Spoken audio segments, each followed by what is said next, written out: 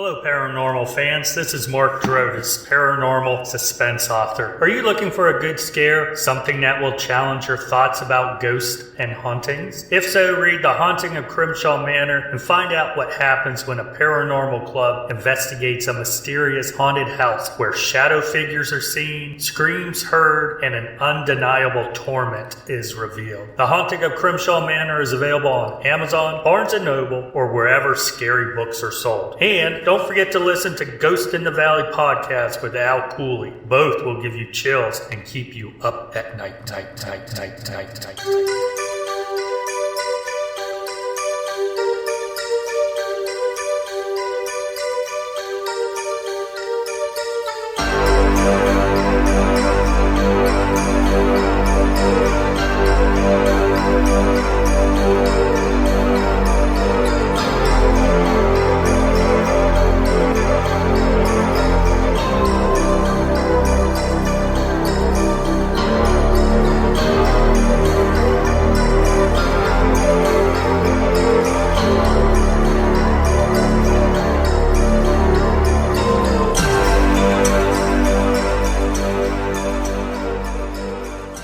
Okay, today my guest is Gwen Luckett. Gwen is an author, paranormal investigator, a researcher, a documentarian, plus many other traits she's been gifted with. We will go into that later. Gwen was born and raised in Virginia. She knew she was different from the other kids since the age of 4. She was capable of hearing and seeing spirits. Gwen was raised as a Southern Baptist, but later reverted to paganism. So you can imagine what her Baptist church family thought about that. Gwen follows her own path and not easily swayed by what others think of her. She served as a police officer, worked for a medical examiner, an emergency medical technician / firefighter, possessed a FF2 for over 20 years. After the devastating loss of her father in 2012, Gwen founded Beyond Perception Investigators, otherwise known as BPI, a small group of investigators with various backgrounds. Their sole purpose for their quest into the paranormal is to give the dead a voice and the living closure. In 2021, Gwen Luckett released a best-selling book on Amazon, Embracing My Strange. We will talk about the update on that book, plus others that are following. Gwen also edits, directs, produces, and narrates content on YouTube and her channel for her paranormal team. She also works with musicians as well on their videos. In Gwen's spare time, she loves to check out historic locations. She's also an amateur photographer and lover of the strange. Wow, that's impressive, Gwen. I know I didn't even cover all of it, so welcome to the show. Thank you. And I'm also a band mom, drumline. Okay, yeah. They may have to add just one more day in a week for you, like 8 days a week. Let's start from the beginning. You were 4 years old, and you could see and hear spirits. Yes. Did you share this with your family? I did. And I found out very quickly what a very bad idea that was. Being raised in rural areas, especially in Virginia, in an area as many people know as the Bible Belt, sharing things like, hey, I'm talking to this kid. And when you're telling your family your experiences and they realize that you're talking to dead people, it's not such a bright idea, Yeah.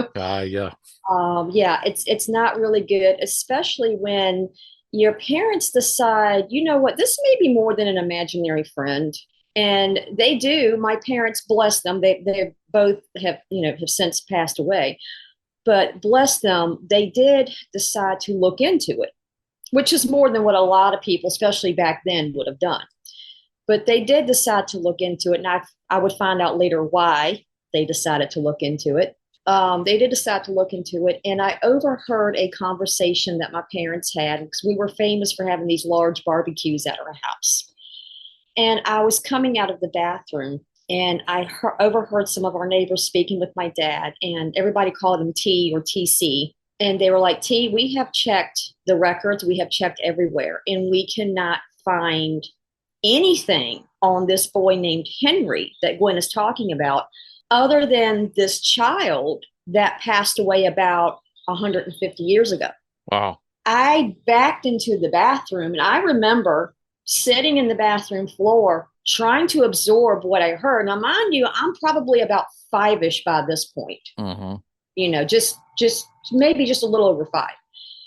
And I remember sitting there as a 5-year-old kid thinking about what I just heard and trying to understand what I just heard and trying to understand, but I just saw Henry. I just played with him. How can he be dead? And even in a 5-year-old's mind, thinking about the clothes he was wearing, they were different from ours. I never saw him at school. He would never come to the house to have dinner with us. I would always see him outside. Mm-hmm. And then to hear them say that, it was devastating. Oh, yeah. That early on, I started to learn what death was at such a young age. I understood, like, if our dog got hit in the road, they weren't coming back. But this was a different level of death. Right. And I remember just sitting there thinking, how can he be dead? They got to be wrong, because to me, he was real. Right. Like through your like young adult life, child, teenager, you're probably labeled strange or out there, crazy, Oh, I remember going through the supermarket with my mom and seeing the other moms with their kids. And if they saw my mom, first come around the corner, I would see them, oh, hey, Jenny. And if they saw little Gwen pop around the corner, I remember, shame on them now, but I remember seeing them taking their kids and kind of tucking them behind them. Hi, Gwen. Oh, yeah. Mm-hmm. And I remember the look my mother would give them, like, she might be a weird kid, but she's my weird Exactly. kid. Your family, you know what I'm saying? Yeah, your family. But I would find out, and this is where the revisions of my book would come in, because sure enough, Murphy's Law, within a week of me releasing the book, some of the information of some of the spirits and entities that I would come to know through my years. Within a week of releasing my book, I found out information on these people.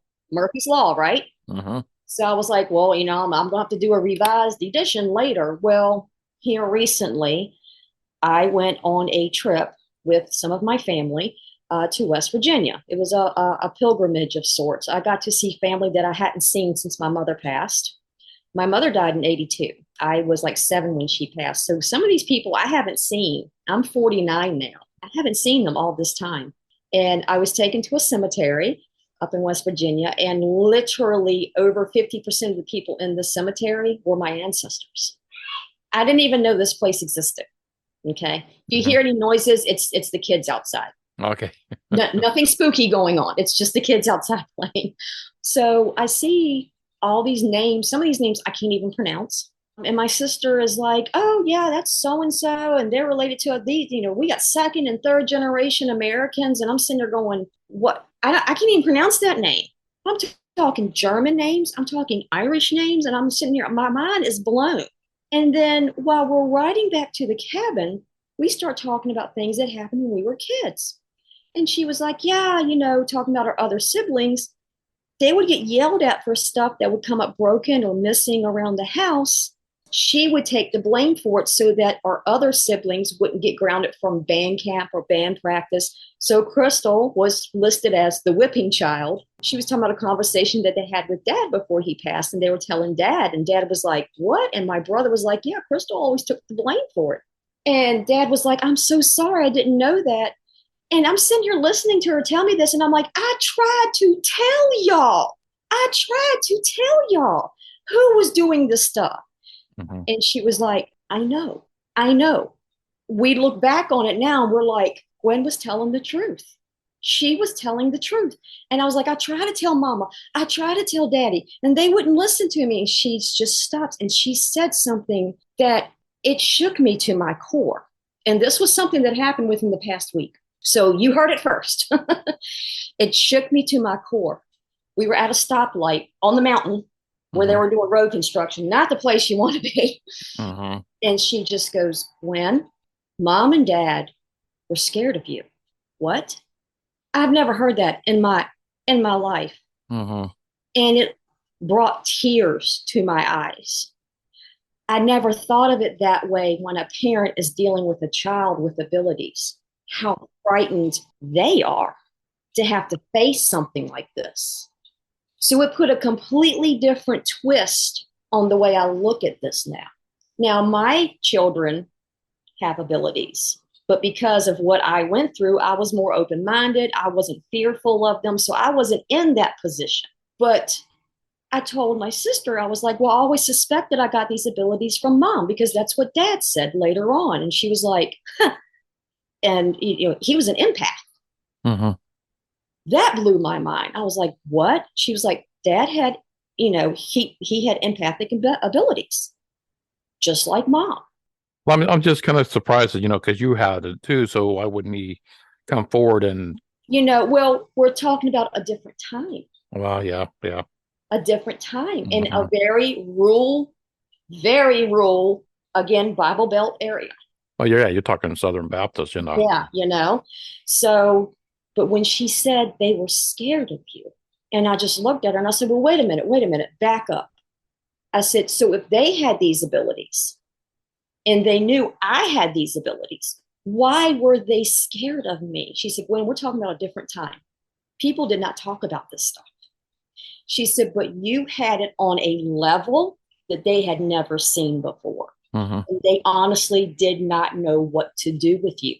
They didn't have psychologists like they do today to deal with stuff like this, to determine if this is what's really going on with the person or if there's something more mentally challenging going on.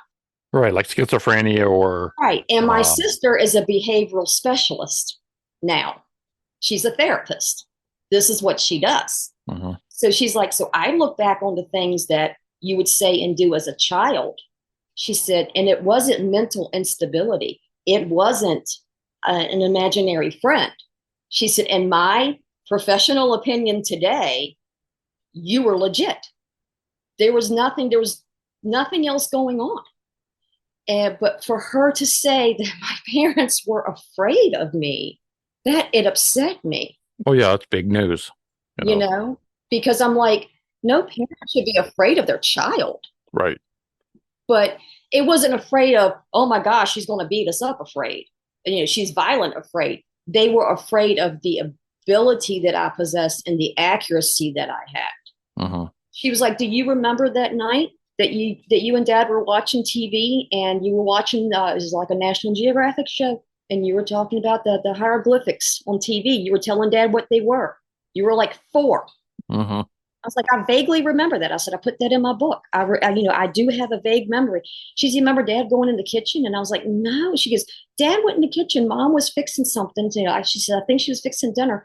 He said, he walks in there and he tells mom what just happened. Mom stopped what she was doing, just turned, all the color went out of her face. How does she know what hieroglyphics are, T? How does she know? She hasn't even been to school yet. If you were to put a sheet of them in front of me right now, I couldn't tell you what was top or bottom. I don't know. Well, yeah, you're a child, I mean, Yeah. I don't know. So after growing up as like a Baptist, and I know because my family, almost all the Coolies live in Alabama. Mm-hmm. So I do know about, because my aunts and uncles were Baptist preachers. I know that got to be a big thing when you decided to go leave the Baptist church and go into paganism. Mm-hmm. What led you to do that? Well, it was right before my father passed. I felt like I was being a captive of something, and I felt like I needed to break free. I felt like I wasn't being true to myself. And every time I would go to church with family or friends, and it was nothing against anybody's belief system or faith or religion. It's nothing personal. It just felt like I didn't belong. Mm-hmm. It didn't feel right. And, it's kind of like when you put on grandma's sweater that she made for you and it itches. That's kind of how it felt. And I even had conversations with my dad about it when I was a young adult, shortly after I turned 18, I would speak with my father about it. And my father was never a religious person. Mm-hmm. He had nothing to do with religion. He believed that there was a higher power. What it was, he wasn't sure. but he knew that there was something greater than all of this. When I said something to my dad about, I feel like I'm more connected with the earth. I said, so, some people are like, oh, it's witchcraft. He said, maybe it is. He said, witchcraft isn't necessarily evil, which kind of surprised me, coming from my dad, because, parents were supposed to be like, oh, no, and dad's like, you can't believe everything you see on TV, Gwen. He said, you have to do your own research. You have to educate yourself. Just be careful where you get your information from. For a man that had a seventh grade education, he was the smartest man I've ever known. Mm-hmm. You want to know anything about history, dates, times, names? He had it. If I had to work on a history paper, I didn't open an encyclopedia. I sat down with my dad. But he could be so open-minded. He, like anybody else, he was set in his ways. He was raised a certain way, but he did try to not be so closed-minded about things. And the breaking point for me, it was before I had turned 11. I had an incident that happened at the house. I was home by myself. This one, we were still living in Cumberland. I had a terrible situation that happened, and it was in my book. And Dad comes home from work early one day, and I had all these cans of food in this traumatic situation that happened with this entity. All these cans of food were everywhere, and I hear Dad pull up, and I'm like, oh, I got to get this cleaned up, and I'm frantically trying to clean up, and Dad peeks around the corner and looks at me, and he's like, what the? And I just collapsed. I was just exhausted. And I'm like, Dad, if I tell you, you're not going to believe me. And he's like, try me. So I tell him the whole spiel, everything that happened. He just looks around, he takes a deep breath, and he goes, clean this up and come meet me in the living room. I thought, oh, I'm in for it. I am so grounded. I'm not going to see daylight till I'm 18. I go in there and I sit down, and he just sits there for a second. And that's when he goes into this discussion with me. He says, there are things that most people can't see or hear. He goes, and there's some people that are able to see and do things that we can't explain. You're one of these people. I've known it for a while. And I'm sitting there going, I've been suffering my entire childhood. Yeah. And I've got another sister. I sat there and watched her do it. Phone, this when we had the rotary phones now. Okay, y'all, keep up. Right. Yeah. With that party line, Right. With the cord that stretched 15 feet, Yeah. Phone rings. My dad used to play in country western bands all the time. Phone rings. My sister's sitting on, one of my other sisters, she's sitting on the steps, and Dad goes over to pick it up the phone. He looks over at her, and she goes, that's so-and-so. They're broke down in New Jersey. They need you to come pick them up. Dad just looks at her, picks it up. Hey, yeah, what's up, man? He's there for a few seconds. He goes, oh, yeah, everybody okay? He turns and he looks at her. He goes, you're where? Oh, yeah?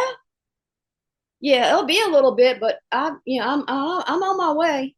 Yeah, I can tow it. No problem. All right. I'll see you in a few hours. Hangs up the phone. He looks at Bridget, goes, how in the? And she goes, turns out it was exactly as she said. Not a word was said. He turns around and walks out. And I'm sitting there at the kitchen table, swinging my little feet, eating my grilled cheese sandwich. And I'm like, hold up. No, I've been getting the stank eye this whole time. She just Matilda'd you and nothing is said. Are you kidding me? Yeah. Are you kidding me? It was just, I think that situation right there with my sister, I think that's when the light bulb went off. I'm like, there's been a family secret going on that nobody wants to talk about. Well, you know what? You can hide and do whatever you want. I'm going to sit and simmer on this for a little bit. And I think when I became a young adult, all those memories just started. It's like layers of a cake. Mm-hmm. You try to make a 7-layer cake, and if you don't do it right, it starts to weigh down. It'll get heavy. Well, I think I was taking on too many layers. And after a while, I was like, you know what? I'm not doing this no more. Mm-hmm. This is me. This is what I'm about. This is how it is. And you can take it or leave it. Well, I'm going to jump forward. I'm going to jump forward to your paranormal team. Mm-hmm. I love this quote. Give the dead a voice and the living closure. Man, Yes. that's powerful. I like that. That's a good quote. That's what we try to do because when we first started this, I actually started this in the memory of my father Mm-hmm. because dad knew I was tinkering around with the idea of doing this. And before he passed away, he made a very good point. He said, "You have spent so many years helping the living. When are you going to use your gifts?" He was like, "You're in a good time now. Times have changed. When are you going to come open and use your gifts?" Mm-hmm. And then after he passed, it was a couple of years after he passed, I thought about it and thought about it. And I was like, my years working with the medical examiner, it used to be a saying, dead man tells no tales. Right. Yeah, they do. It's called toxicology reports. It's called all sorts of blood work and it's all Mm-hmm. sorts of DNA I was evidence. just gonna say that. Yeah, right. They do tell tales. And then you have people, and everybody, this is the thing, everybody has the ability to communicate with the dead. It's your sixth sense. You get that Mm-hmm. hair standing up on the back of your neck, it feels like somebody's watching you. Mm-hmm. It's because they are. You know, if you just have to rewire your brain, you just have to learn to listen. So many times we like to do home investigations more than anything. Well, how many's on your team? It's myself, my husband Gene, my daughter Alyssa, and then Chris Loper, who I call my right arm. And you said you all had different backgrounds. What's the backgrounds? My husband Gene, he was an EMT firefighter. Okay, so like he's really big on the whole safety thing and like like listening out and everything. Loper, Chris Loper, we all call him Loper. Mm-hmm. He is a military. Yeah, he was a combat veteran. Mm-hmm. So his senses, it's really weird. Like his senses can go to a totally different level, especially if we're in like a battlefield area, or if a battle happened, like we were at the cabin 360. I just seen that. Yeah, when we caught that rebel yell, because I had just made the comment, I feel like we're being surrounded. Yeah, he was like, I think you're right. And there was a couple things that he would make a comment about. And it was like he knew when somebody was to the right. It's like he has that mindset. And I was like, he knows. We were at another residential area years ago before something really bad happened. And he was pointing and he was saying where everybody, that it was like they were taking stations and something really bad ended up happening shortly after. But he was spot on. It's like he gets in that zone. Mm-hmm. And he doesn't have any, special abilities that he identifies with, but it's just like he has that mindset and he can tell when an attack, if you will, is getting ready to happen. My daughter, Alyssa, the brainiac when it comes to archaeology, because that's what she's in school for. Mm-hmm. Oh, So if cool. we come across an artifact or something like that, she can pick it up and look at it. She can give you a time frame for the most part where it came from. She is a clairvoyant. So she'll pick up on stuff like I do. She does tarot, stuff like that. And then you got me, so, but the really cool thing is that we all value each other because like we'll go into a room and my husband, he doesn't have any special gifts, if you will, but he will go into a room and he's like, he'll pay attention to things. Like if he starts getting the goosebumps or if he starts smelling things, Mm-hmm. I tell him, I'm like, that's the best tools are your given senses. Right. And a lot of people don't pay attention. Don't get me wrong. The fancy gadgets and all are great. We got them. They're great. But your senses that you were born with, those are the best tools. And that's what I keep telling people. And he uses them. And every time we do an investigation, everybody gets better and better and better with their senses. So you guys kind of balance each other out. That's pretty cool. Yeah, we and I might pick up something that somebody else doesn't, or vice versa. Sometimes we've picked up stuff at the same time. We'll have entities that want to talk to me, maybe not to somebody else, or vice versa. Maybe they're not comfortable with me, but they'll talk to Loper or they'll talk to Alyssa. And we just recently, I have to go back. We just recently brought on my son Tommy. He goes by a different name. It's Gina. But we just brought him on and he's clairvoyant and he's in training. It's a happy mix. Now, if the energy starts getting to be too much, we'll tend to kind of back off, or we'll have one or two people, get out the room. Do you use trigger items? We do. As a matter of fact, we'll use your typical, like the balls and stuff like that. But I have, because my dad was a master craftsman. So I have, he used to go around and do shows, and he used to make like the wooden rubber band guns and like the wooden car toys, like the wooden trucks, like they used to have back in the day. So depending on the time period that we're investigating, I'll set out my daddy's wooden toy cars and trucks, and one time I did see one of the cars. I didn't catch it on video, and I'm so mad, but it didn't roll far, but it rolled just about an inch or two. But it was like we had like a couple Matchbox cars out, and then we had that out, and it was like they didn't mess with the Matchbox cars. I guess they didn't recognize them. They saw that wooden toy, and they went straight for that one. And they pushed it. And I was just so excited. And I was like, I didn't have my video going. Daggone it. But it happens. We've also had cameras dump footage. Everything was rolling, had the SD card in there. Oh, yeah. Go review it, not there. I've had full batteries just go completely dead, all four cameras. Don't you hate that? like you're saying, you could have all the fancy gadgets, and I was on one where I did a documentary, and I was getting nothing. I mean, not a doggone thing. It was after I was wrapping everything up, it's kind of like a bust, you know what I'm saying? And after my crew was leaving up the bridge, and I was walking by myself trying to get some extra footage, and I was pushed from behind, violently pushed from behind.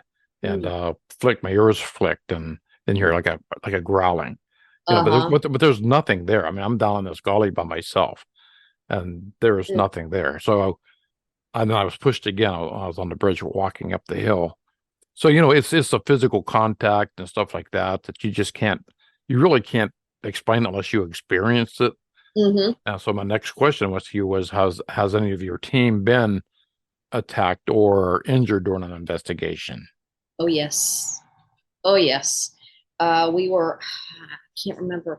It was a place we were living at in Cambridge, and there was an abandoned farmhouse on the property, and we had permission from my landlord to go out there. And we were just sitting out there talking. I looked up, and Loper was talking, and all of a sudden he went like this. And I said, "Why is your mouth bleeding?" And he had blood. And he was like, "I don't know." And I went to go cut off the SB7 box because we were doing that. And right when I went to go cut it off, you heard, "Get her." And I went, "Oh, who you gonna get?" Right. The worst thing that I think that ever happened. I still have the footage. I'm redoing our YouTube channel. I took down a bunch of stuff. There's not much up there right now, but there was one that we had. It was at a client's house. And I will say it was in Mecklenburg County. And it was an old farmhouse. And only thing I can say about this land is there had to have been a portal on that property somewhere. It was a mosh posh of so many different entities. It was almost like they were just looking at each other like, "What are you doing here?" Like it was a constant turf war. It was ridiculous. And we were out there recording, and there was this old barn out there, and we were all talking, and I looked up and I saw this thing on top of the barn. I don't remember much from that. If it hadn't been for the video footage, I would not have believed them. On the video footage, you can hear me say he's not going to stop, and you can hear Loper and everybody else saying, "Gwen, we got to go, get away from the barn. We got to go now." Because Loper, like his senses were like in overload. He's like, "We got to leave now." And I was going towards the barn because I was going to confront this thing. It's probably fixing to get my butt whooped, but I was not me at all. The next thing you know on the video, all you see is Loper bear hugging me. I'm screaming. And when I go like this, my eyes were about blacked out. My voice had changed. When my daughter watches it, she's like, "That's not my mom." And they're like, we know it's not. And she goes, no, you don't understand. If my mother was that mad, she would have been cussing like a sailor. She said not the first cuss word came out of her mouth. that's not my mother. So I had a gentleman he studies demonology over at Oxford in England. Uh-huh. He looked at the video and he said that was a class A, even if it was a low level demon, that was a class A possession because I even vomited at the end. And I'm not one that yells demon. I'm not like somebody we know on TV. Does demonic activity happen? Yes. I'm not going to say it doesn't, even though I'm not Christian. I believe about anything is possible because there's all sorts of worldly activity and unworldly activity that happens that we can't explain and we're not meant to understand. But does it happen as often as people like to portray? I don't think it does. No, because you can have angry spirits or just mean spirits. Yeah, exactly. If you are a jerk in life, you're going to be a jerk to death. If you go to a funeral and that guy was a jerk his whole life, and you go, "Oh, he was no, he wasn't." No, he wasn't. Why are you lying? Right. I'm going to take a short break, and I'll be right back with Gwen Luckett right after this brief message. This is Weird on the Rocks, a podcast that explores the weird, unusual, strange, and unexplained, all while getting our drink on. Join me every other Monday as I share a different cocktail and discuss true crime, paranormal stories, unexplained phenomena, conspiracy theories, and much more. Find Weird on the Rocks on social media, the website weirdontheRocks.weebly.com, and listen on all of your favorite podcast apps. And don't forget to cheers and stay weird. Okay, I'm back with Gwen Luckett. We were talking about her paranormal team, Beyond Perception Investigators out of Virginia. So my next question is, what's your most memorable investigation? That's a tough one. That is a tough one. The most memorable. I would have to say, I don't know if you would call it my most memorable or my most favorite. Would have to be our second one that we ever did as a team, and that was in North Carolina. We had to travel quite a distance at the time, and we get down there, and Loper, the one that we all call Loper, he's the one that I tell everybody is my right arm of BPI. He's like he's my ride or die of the team. Mm-hmm. He goes in with me and everything, and he was a very healthy skeptic when he joined the team. Okay. After our first investigation, in his words, he was like, okay, maybe this chick, does have some abilities. I'm not quite sold, because we didn't really know each other. We'd actually met when he applied or, wanted to be interviewed to be on the team. And so we had our first investigation. Then we went to go do our second one in North Carolina. And we get down there, and I'm doing my walkthrough on the property. And the house that we're supposed to be investigating, where all the activity was going on, is like, right here. And then there was a house next door.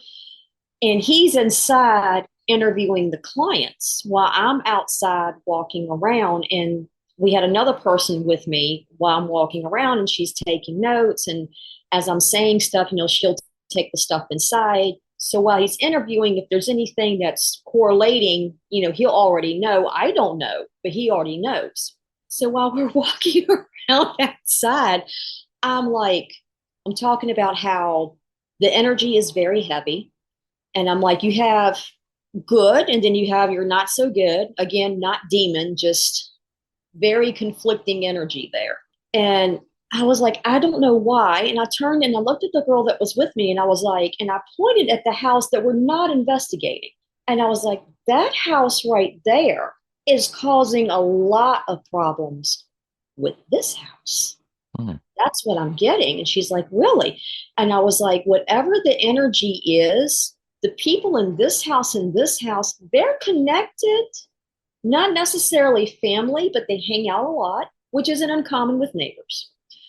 I said, but whatever the energy is over here, it's trying to hop over here and wreak havoc. But there's energy over here that's going, you stay on your side. I said, so the energy is over here is protecting this family. I said, but what's troubling me with the energy at the neighbor's house? I said, I'm feeling and I'm getting a manual strangulation. Like I can feel it. I can feel the hands on my throat. And I said, I'm actually getting a name And she's like, what's, and she's writing all this down. And I'm like, I'm getting a name of Timothy. I don't know what it means, but I just spit out what I'm getting. I'm getting the name Timothy. And I'm like, and I don't know why, but I keep hearing Pocahontas. And I don't think Pocahontas had anything to do with this area, but I'm getting Pocahontas. Uh-huh. So she goes inside and she hands the paper over to Chris. Now, my husband is sitting there recording all of this. He's recording the interview, and we got different people coming in. I'm standing there and I'm going, okay, some kids. There were some very curious kids back in the day, and they were playing with something they had no business playing with. They didn't know how to properly close a session. And to me, a Ouija board is just like any other tool you use. If it's not used properly, things could go wrong. You don't know. It's just like a pendulum or anything else. I'm not saying one is more evil than the other. That's not what I'm saying. What I'm saying is its intent, if it's used properly, and if you open and close properly. Yeah, the proper thing is closing that session, closing that portal. And when you have a bunch of kids who see stuff on TV and think, oh, we can do that, something bad is about to happen. Mm-hmm. Or it could. And then again, Oh, good, yeah. Nothing at all could happen. You never know. It's a roll of the dice. So I'm spitting all this out, and she's writing it all down, and my husband's recording all this. She goes in there and she hands him the paper. So he's reading all of this, and he's going, and he's writing stuff down. And all of a sudden, he's interviewing this one guy, and the guy lives next door. And he's talking about one night his brother wasn't acting himself, and he heard a commotion down the hallway, and he went tearing down the hallway, and he busted through the door and found his brother on top of the girlfriend, strangling her. Wow. And Loper's like, you can see him on camera go. And he was like, really? And he's like, yeah. And so they're talking a little bit more. And he goes, who's Timothy? Does that mean anything to you? He goes, oh, that's my dad. He just passed away. Loper, you can see him with his ink pen going, okay. And then he's talking about, he was like, well, is the girlfriend near? Can we talk to her?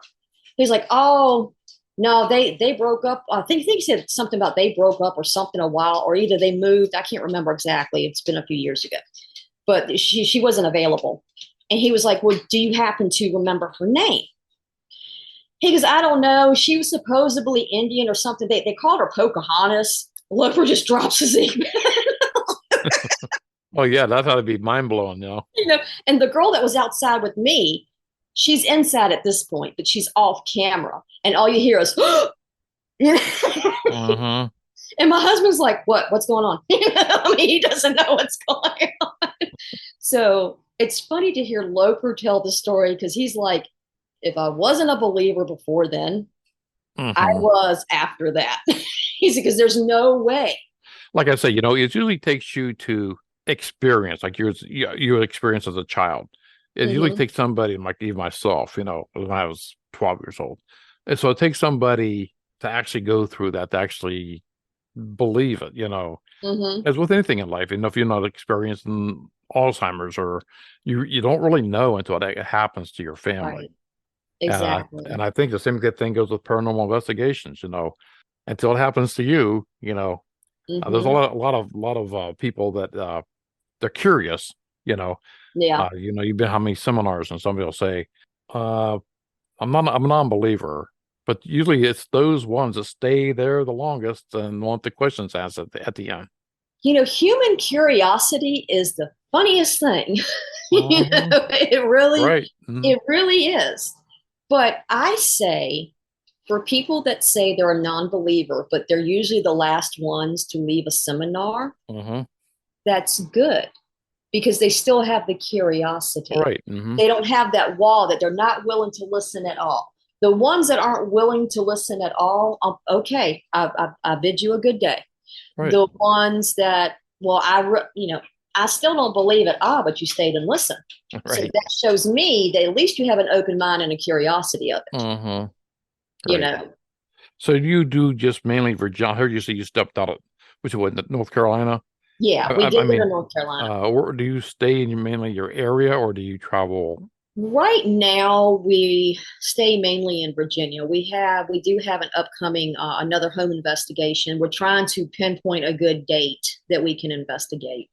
That was a funny thing too, because my daughter, it's somebody that she knows. They were having issues at their house. Nothing mean or menacing, just weird stuff going on. And her friend confided in her because of her abilities, and she was telling them what she was picking up and everything. She's like, well, let me consult with mom. So she wasn't telling me a whole lot. She's just saying some of the activity that was going on. Mm-hmm. And immediately it was like I was looking through somebody's eyes and I saw a staircase. It was like fast forward, like really quick. And I could see like a staircase. And it's like I was looking through their eyes and I could see a hand pointing up the staircase. And I told her, and I was like, somebody is showing me they're pointing up steps. And she's like, okay, I just checked. It's all one level. And I was like, I don't know. Maybe it's an attic. It doesn't have to like literally mean up steps, but they're pointing up. I said, sometimes, Alyssa, you got to learn how to read in between the lines. It can't be figuratively. Okay. I said, this is the best way that they can show me. I said, but they're pointing up. Maybe it's an attic or something. A few minutes later, she comes back and she goes, you're not going to believe this. Since they've been in the house, there is an attic that they haven't been able to get into. I said, whatever is going on, it's in that attic and they want them to find it. I said, so when we get there, we have to find a way to safely and without destroying anything of getting into the attic. I said, it could be something as simple as a love letter. It could be a card. It could be a toothpick. I don't know. There's something in that attic that was significant to this individual when they were alive. I said, it could be a photo. It could be a framed picture. It could be a marriage license. I don't know. Whatever we find, it needs to be brought out of that attic and placed in that home somewhere. I said, I can tell you right now, that's what they want. Mm-hmm. They don't want it in that attic anymore. I said, it was part of their story and they want people to know about it. I said, they're being nice about it right now. Yeah. Now my other sister, not the one that I went to West Virginia with, but my other sister, the one that pulled the crazy phone call thing on my dad, Mm-hmm. I was telling her about it. And she immediately messages me back and she goes, take Rosemary. She goes, I don't know if it's a name or what. She goes, but all I'm hearing is Rosemary. So take Rosemary. And I was like, on it. I'm going to trust your judgment. So I'm going to take Rosemary and I'm going to lay it up there. Right. Yeah. So whatever it means, here's your Rosemary. Because it's not meant for us to always understand what the messages are, So we can't always understand. As far as I'm concerned, my job, my team's job is to try to figure out what their story is. That's how we give them their voice. We try to relay what they're trying to tell us and put it on our little YouTube. So whoever wants to watch it can watch it. That way we get their story out there. And the living that is in that space, maybe give them some type of peace, some type of closure, even if they have to coexist, because we even go over that with the people living there. Sometimes I believe in free will. I don't think I can tell these spirits, you have to leave. Who am I to tell them they have to leave? Mm-hmm. But if you can coexist, even better, because it might not be a bad thing. Because I did a picture read for a friend years ago. Her friend owned a bar and they were having issues. And so she sent me pictures of the basement where they were having all this activity. And I had never been in this basement before. And I told her, I said, you need to go down the steps. You need to take a right, go back, follow the pipes. I said, stop, look left, look into the wall. You'll see the pipes going down into the wall. There is a leak. It's getting ready to bust. You need to fix this leak. Come to find out, they were getting ready to have a major flood in that basement of that pub. Mm-hmm. I said, so see, it's not necessarily bad to have the spirits because that's their home. Mm-hmm. They don't want anything to happen to their home. They were trying to tell the owner of the pub, hey, you need to fix this. You're getting ready to lose everything. Yeah, I think sometimes a lot of investigators fail to, they just don't remember. They forget that these spirits were once people. They were alive. Or an animal. They were here before and they're still here. That was their home. Right. So my question is, I'm on all the guests I've had on the show over the last few years, I've had atheists, pagan. And my last guest was, or a couple guests ago, she believed there was no hell, but there is a heaven. So everybody's different. I don't judge anybody on their beliefs. But my thinking is, if when I ever talk about moving a spirit on, I'm talking about either to heaven or they're going to stay in this earthly realm. Because I was converted from Methodist to Catholic. Because when my wife and I got married, you have to be Catholic to get married in the Catholic Church. So I went to Ireland. I totally get that. Right. So there's my thinking is, I had a guest on that says, I don't believe you can't move a spirit on, because what are you moving that spirit on to? Because we believe there is no heaven. So if you're getting rid of that spirit, you're actually killing that spirit. So I never, so it does open my eyes a little bit on what other people's beliefs are. So. And I've raised eyebrows because, believe it or not, I'm kind of on that same track. Because, well, I used to say, I don't know what it's like to be dead. I've never been dead, but yet I believe in reincarnation. So I've had to backtrack that just a little bit. I'm quick to reevaluate myself, and I was like, you know what? I can't say that, because if I believe in reincarnation, chances are I've probably been dead before. Okay. But when I see people moving spirits on, one, I'm not willing to take that liability or repercussions should something bad happen. If I were to open a doorway and not realize it. Okay. I used to try it before. I was pretty successful from my client's standpoint, no more issues. And that's fine. But the more I follow my path, the more I believe in free will. And if you force something, I don't think it's going to bode well. To me, people are like, well, when you have ghosts or spirits, the long time belief system was they're trapped because they have unfinished business, or they died suddenly, or something traumatic. And I'm not saying that's not true, because, if you were murdered, chances are you're going to want justice. You're going to want the person that did it. You're going to want to be sure they're handled before you move on. It makes perfect sense. But I believe that sometimes they hang around because they want to. Right. If you have a day off from work and you don't feel like going out, you want to lay in your PJs and watch TV all day, what do? You lay in your PJs and you watch TV all day. What you're thinking on like investigating cemeteries or asylums? Cemeteries, I don't believe are necessarily haunted, but I believe that there is energy there. We have caught some EVPs and stuff that were not explainable. My youngest caught one when he was 7 with an EVP recorder. I got a picture of him holding it up to his ear listening. And we never could really make out what it was saying, but you could definitely hear a whisper. And I think what that was, it was almost like an older voice. And I think it was somebody that was attracted to his young spirit, almost like when you take a kid to a nursing home, and it just brings out the kid in them type of thing. I think that's what that was more than anything. He never got scared or anything. I think sometimes that the energy, or how would it be different being at a cemetery versus being at somebody's house, and it's coming up on the anniversary of something that was significant to them and you just happen to be there. To me, I think it would work the same way. Now, asylums. Energy in asylums, in prisons, and stuff like that, where not so good things have been known to happen.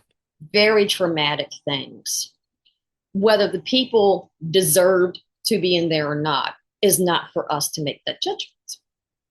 That's how they were treated while they're in there. It's how they were treated while they were there. And quite frankly, these asylums, people like me, the thought process was still going on today that was done then.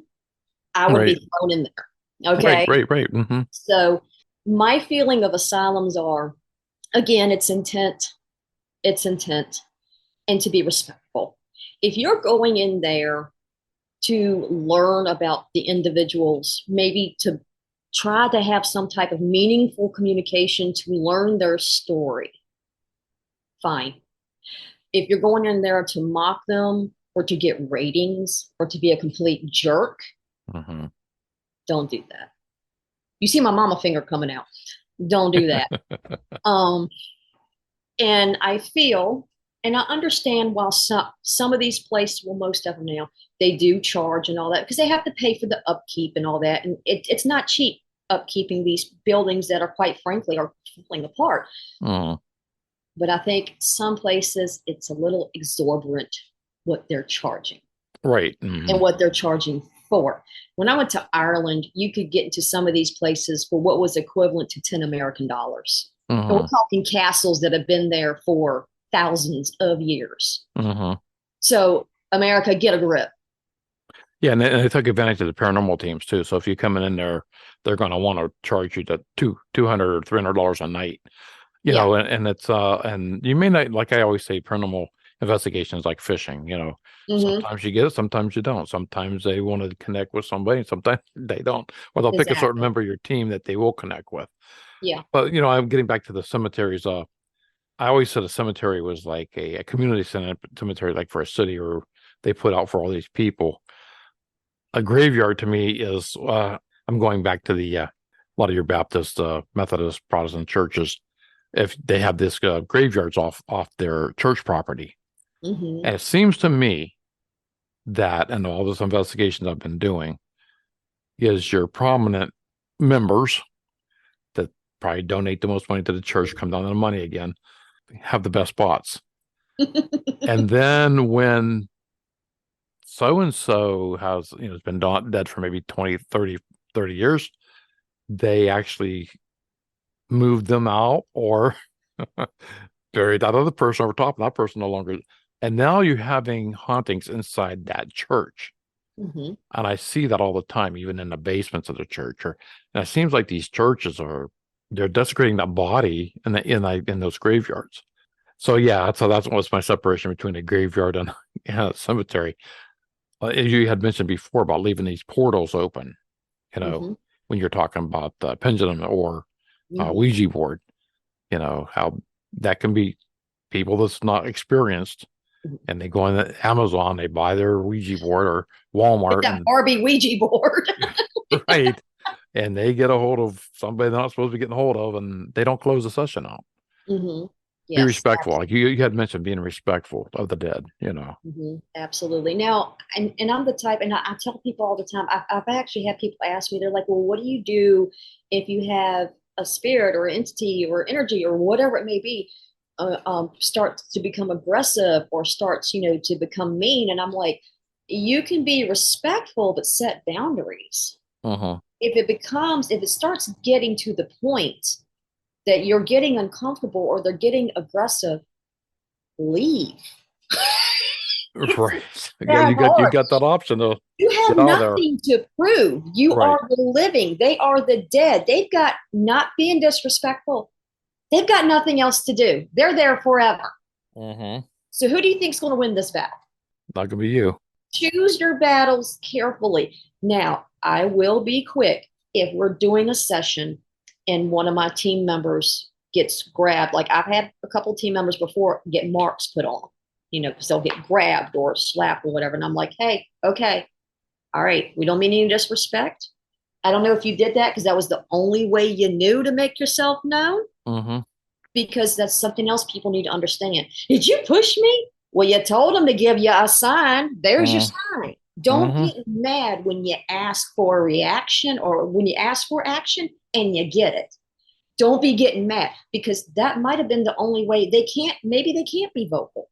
Maybe all they know is to throw something or to give you a tap or a push. You know what I'm saying? But it takes a lot of energy for them to be able to do that. You may not get anything else from them the rest of the night because they just gave you all they got. So don't jump to a conclusion saying demon or evil. Maybe that's all they have. Now, if you start feeling threatened, again, listen to your given instruments, your sight, your nose, your hearing. If you start feeling threatened, by all means, leave. I tell my team all the time. I tell our guest investigators all the time. If at any point you feel unsafe, you tell somebody and we'll back it up. We have nothing to prove. I'm not out here to prove anything to anybody. Our job is to give the dead a voice and the living closure. That's all I'm worried about. I'm not out here to prove anything to any skeptic. I'm not out here to prove nothing to nobody. You want to believe, great. You don't, okay, have a good day. I've always said, I'm not dogging other people's paranormal equipment, EVPs or Yeah, dowsing rods or anything like that. I'm all for it. I've always said that your biggest tool in an investigation is your body, your senses, absolutely. your senses. You're the biggest tool. So, or like you say, if you're going to call them out, and you don't know who you're calling out, be prepared. Exactly. I want to get to you. I want to get to your book before we run Yeah. out of time here. Embracing My Strange. I Mhm. mean, I see it was a bestseller on Amazon. So my question was, why take it off if it's selling? I took it off because I wanted to do revisions to it. And I'm glad I did because after this recent trip that I took with my family, some of the other information I found, I want to put it all together instead of doing a separate book because it all flows together. Because some of the information that I found out explains why I am the way I am today. Uh-huh. Makes so much sense now. There were things about my mother that I did not know. There were things about my heritage, my bloodline Uh-huh. that I did not know. So it's all this is going to be added as well as the other information that I learned about the other spirits that I communicated with. All that's going to be added in there. But the title of the book is still going to be Embracing My Strange, but it's going to, because it's a revised edition, it's going to be Embracing My Strange New Discoveries. Okay.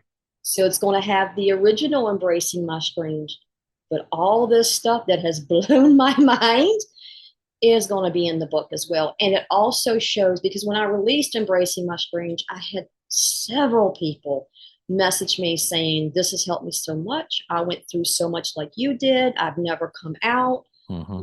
about my abilities or how I was feeling. And this made me feel like I wasn't alone. So to do Embracing My Strange New Discoveries, it's my way of letting people know, even though when you think you got it figured out, there's more. I'm 49 and I thought I was sure about my heritage and my ancestry and my background. Boy, was I surprised.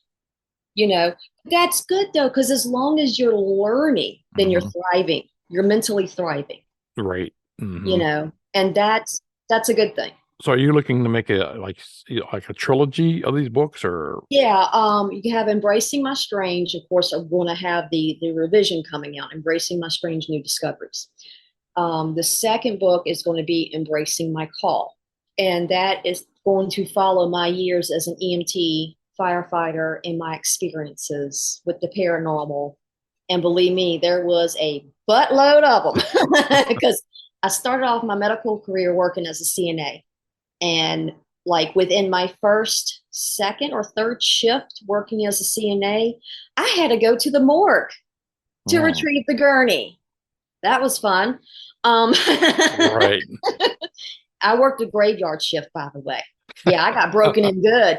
And then the third book, I'm not quite sure what I'm going to title that yet, but that's going to follow BPI, the founding of BPI, and our investigations in detail, including things that had never been disclosed before about the investigations. Sounds interesting. Yeah, so it's the paranormal journey of Gwen and then of the team.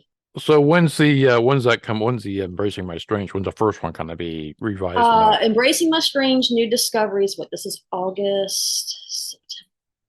I'm hoping to have that completely done by October. Uh-huh. I figured in time for Halloween. Why not?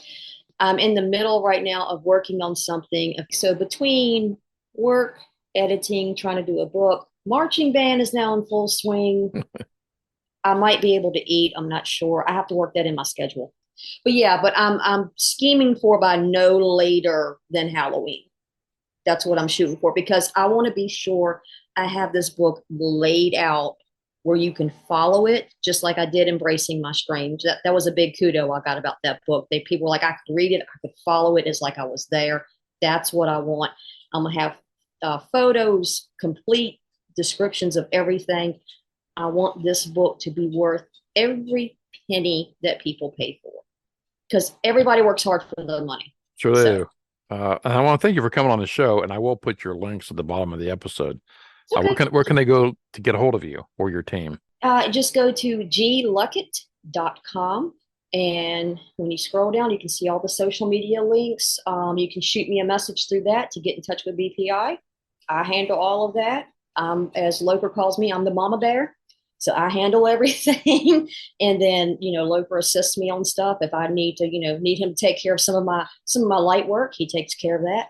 But yeah, if you just go to gluckett.com, that has my links. It has everything on there. I just made it easy peasy, one link, and boom. And we'll have you back on with the book come out. We'll talk about your books, and try to promote your book. Oh, that'll be awesome. Thank you so much. Thank you, Gwen Luckett, for being on the show today. And please check out Gwen's link at the bottom of this episode, gluckett.com. Also, pick up her new book, Embracing My Strange New Discoveries. And remember, give the dead a voice and the living closure. I'll see you in 2 weeks with another great episode on Ghost in a Valley podcast.